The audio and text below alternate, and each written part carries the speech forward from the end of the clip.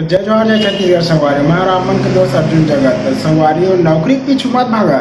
नौकरी के पीछू भागबे ही मत कर। 1 साल देखा, 2 साल देखा, 3 साल देखा, अगर तीसरे साल में नौकरी वोकरी नहीं लगिस ना तो कुछ उखाड़ नहीं सका तू मन जाना, समझा। और नौकरी के पीछे तो भागना ही मत। और ये भरोसा में रहिया कि सब्र का फल मीठा होते तो वो सब छोड़ दे। सब्र का फल मीठा ही नहीं हो, जो सब्र करबे और फल कोई और ले लेते, समझा ना।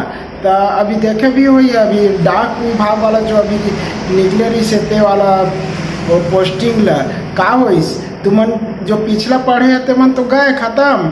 और जो अभी कोरोना में पास हुए थे सिलेक्शन ओके नाम से कहा था नौकरी के पीछे मत भागा। 1 साल देखा, 2 साल देखा, तीसरा साल भी देखा, ओकर बाद जो आने ट्राई करके देखा, लग के तो ठीक है, नहीं लगी तो देखा बाबा जी का घंटा, समझ गया ना। तो अच्छा लगी सो लाइक सब्सक्राइब और शेयर कर दिया। और एक पीछे कभी मत रही है कि सब्र का फल मीठा होते, वो सब अभी आजकल गलत साबित हुआ थे।